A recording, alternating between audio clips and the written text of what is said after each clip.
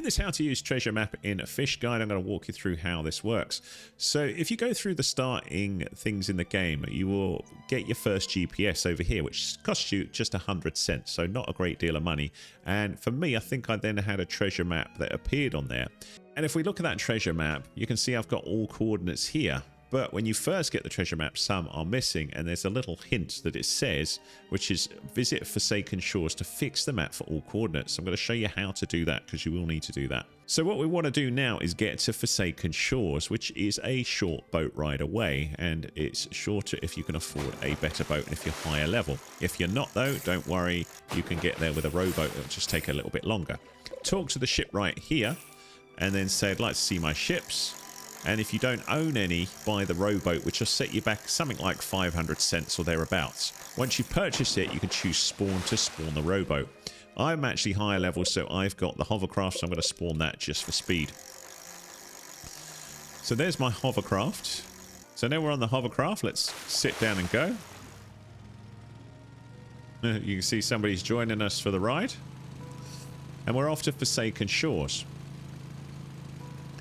So this will take a little while, but as we move around, you can see that we've got different areas here. But you can see on the compass up the top here, it's sort of between southeast and east is where Forsaken Shores is.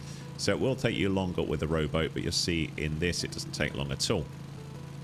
So we're now coming up to Forsaken Shores, and we need to find a guy called Jack Marrow. And yes, that is a bit of a play on Jack Sparrow, because we're on a pirate-themed island. So from here, to find Jack Marrow, you want to be going up here. So we're going to go along this way here. And then up this way. Keep going up and around. And you'll find a ladder here by the waterfall. And that's actually a nice fishing spot, by the way. Go up to this ladder.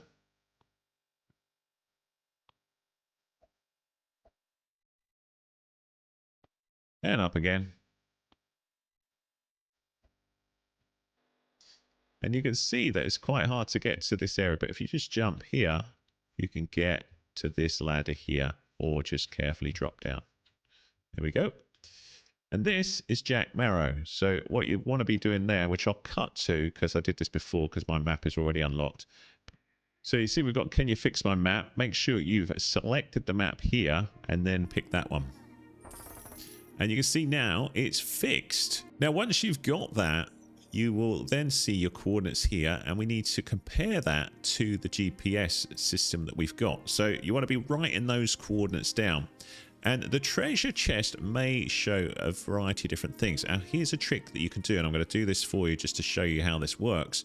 But if you see one where the Y is negative, that probably means it's underwater, and you're going to need some diving gear for it, which I'll also cover in here and explain how you get that. But they're a little more difficult to get. So if you don't like the look of these coordinates, here's what you can do. Hit escape, leave the game. You will then respawn wherever you set your spawn point. If you don't know how to do that, have a little look at my other videos. But when we go back in, you'll see that those map coordinates will still be there, but they will be different. So the treasure chest will have moved to a new point, which may be better or worse. Now, I don't mind whether it's underwater because I've got some diving gear, but I'm just going to show you that trick in case you haven't got diving gear or you can't afford it. So you can see that's pretty good. 382, 111, and 350. I'm happy to work with that. That's nice and simple. So we're going to write those down. So 382, 111.75, and 350. So the nice thing with that is I don't need to dive underwater, which is perfect. But we should be able to find that relatively easy. So then we look at our GPS and we see where we are located. Like I say, you need to find somewhere where it's easier to see this. So I can see we're at 415, 154, and 243. So this isn't actually very far at all. So we need to then think about how this works. And if you look up the top, we've got this compass here that shows us some locations. So east to west is the X coordinate here that we've got. So if we start going this way, you can see that we're going down a little bit. Oh, no, sorry, we're going up. I can't remember what the heck we need to do now. What did I say? 382. So we need to go that way and find out where that is. So that might be on here, it might not. So we'll have a little look. The GPS again. You see it is really annoying because it's really hard to see. So 382 is about there. There. And then I've got to think about the Z. So it was north or south. So we've got 350. Let's see which way is that going. I think that's going the wrong way. So I think it's actually that way. Yep.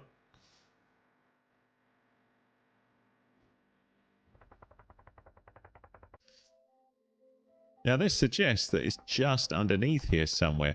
Now if you want to give yourself a bit more time to get it, you could get yourself some basic diving gear, which will be useful for other treasure hunts. So you can buy that there. And then when you've got the diving gear, if you just equip it onto yourself, so you can see I've got it there. So I select it there and then just press left click here to, you know, pop it on. So now that's good. I can go diving.